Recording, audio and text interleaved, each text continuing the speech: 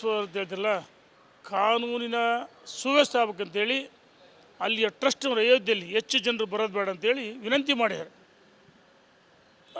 ಮೋದಿಯವರು ಲೋಕಾರ್ಪಣೆ ಮಾಡ್ತಾರೆ. ಇದನ್ನು ಎಲ್ಲ ಒಂದು ಕಡೆ ಸಹಿಸೋಕ್ಕಾಗ್ತಾಯಿಲ್ಲ. ಇವ್ರು ಯಾಕಂದರೆ ಸಿದ್ದರಾಮಯ್ಯ 10,000 ಕೋಟಿ ಮೌಲ್ಯಗಳ ಸಮಾವೇಶದಲ್ಲಿ ಹೇಳಿದರು. ಅವತ್ತು ಮಾತಾಡ್ಬೇಕಾಯ್ತಲ್ಲ. ಅದಕ್ಕೆ ಪೂರ್ವಭಾವಿಯಾಗಿ 1,000 ಕೋಟಿ ಮೊನ್ನೆ ಬಿಡುಗಡೆ ಮಾಡಿದ್ದಾರೆ. ಹಿಂದುಳಿಗೆ ಏನು ಚಿಪ್ಪ? ಒಂದು ವರ್ಗವನ್ನು ಹೋಲಿಸ್ತಂಥ ಕೆಲಸನ ಕಾಂಗ್ರೆಸ್ಸು ಮಾಡುತ್ತೆ. ಈ BK ಹರಿಪ್ರಸಾದ್ ಯಾವ ಅರ್ಥದಲ್ಲಿ ಹೇಳಿರಲ್ಲ, ಏನಂತಲ್ಲ ಒಳಗಡೆ ಹಿತಶತ್ರುಗಳು ಅಂತಾರಲ್ಲ, ಬಹುಶಃ ಸಿದ್ದರಾಮಯ್ಯನವ್ರಿಗೆ ಇವರೇ ಹಿತಶತ್ರು. ಕಾಂಗ್ರೆಸ್ ರಾಜ್ಯ ಸರ್ಕಾರ ಇದೆ, ಸಿದ್ದರಾಮಯ್ಯ ಮುಖ್ಯಮಂತ್ರಿಯಿಂದ ಕೆಳಗಿಳಿಸ್ಬೇಕು ಅಂತ ಇವ್ರದೇ ಹುನ್ನಾರರು. ಇದು ಹೇಳಿಕೆಯನ್ನು ಕೀಳ್ಮಡಿ ಹೇಳಿಕೆಲ್ಲ ಕೊಡ್ತಾಯಿದ್ರೆ ಸಹಿಸಲ್ಲ ಅಂತ ಹೇಳಕ್ಕೆ ಇಚ್ಛೆಪಡ್ತೀನಿ. ಈಗ ಯಾಕೆಂತಂದರೆ ಒಂದು ಸೂಕ್ಷ್ಮವಾದ ವಿಚಾರ ಇಷ್ಟು ಹೇಳಿದ್ದಾರೆ, ಜೊತೆ ಮಾಹಿತಿ ಇದೆ ಅಂತಾರೆ. ಎಲ್ಲದರ ಜೊತೆಗೆ BJPಯವರೇ ಪ್ರಚೋದನಕಾರಿ ಹೇಳಿಕೆಯನ್ನು ಕೊಡ್ತಾ ಇದ್ದಾರೆ. ಇದರಿಂದ ನಾವು ಕೂಡ ಒಂದಷ್ಟು ಜನರು ಉತ್ಪ್ರೇಕ್ಷೆ ಆಗ್ತಿದ್ದಾರೆ ಅಂತಕ್ಕಂಥ ಹೇಳಿಕೆಯನ್ನು ಕೊಟ್ಟಿರೋದು. ಭಾರತೀಯ ಜನತಾ ಪಾರ್ಟಿ ಯಾವುದೇ ವರ್ಗದವರ ಪರ ಅಲ್ಲ, ಪ್ರಚೋದನೆ ಹೇಳಿಕೆ ಅಲ್ಲ.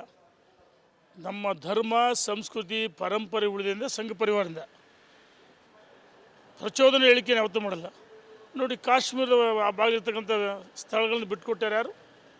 ನಿಮ್ಮ ದಿವಂಗತ ನೆಹರೂರವರ ಕಾಲದಲ್ಲಿ ಎಲ್ಲ ಜಾಗ ಬಿಟ್ಟುಕೊಟ್ರು, ಚೈನಾಗೆ ಬಿಟ್ಟುಕೊಟ್ರು. ಇವತ್ತು ಇಡೀ ದೇಶದಲ್ಲಿ ಶಾಂತಿ ಸುವ್ಯವಸ್ಥೆ ನೆಲೆಸಿದೆ. ಕಾನೂನನ್ನು ಯಾರು ಕೈ ತೆಗೆದುಕೊಳ್ತಾ ಇದ್ರು, ಭಯೋತ್ಪಾದಕರು ಮತ್ತು ಉಗ್ರಗಾಮಿಗಳು ದಮನ ಮಾಡಿದ್ವಿ. ಜಮ್ಮು ಕಾಶ್ಮೀರದಲ್ಲಿ ಇವತ್ತು ಆಡಳಿತ ಮುಂದೆ ಅಂತ ಇದು ಅಲ್ಲಿ ಏನು ಪರಿಸ್ಥಿತಿ, ಈ ಕಾಶ್ಮೀರಿ ಪಂಡಿತರನ್ನ ಕಗ್ಗೊಲೆ ಮಾಡಿದರು, ಚೆಂಡಾಟ ಆಡಿದರು, ಫುಟ್ಬಾಲ್ನಂತೆ ಏನಾಯಿತು?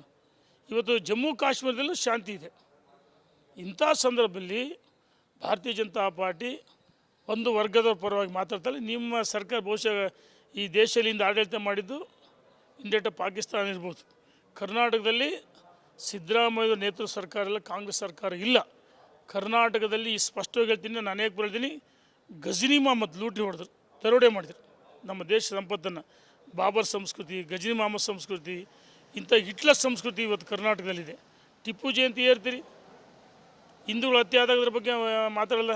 ರೈತರು ಆತ್ಮಹತ್ಯೆ ಮಾಡ್ಕೊಂಡು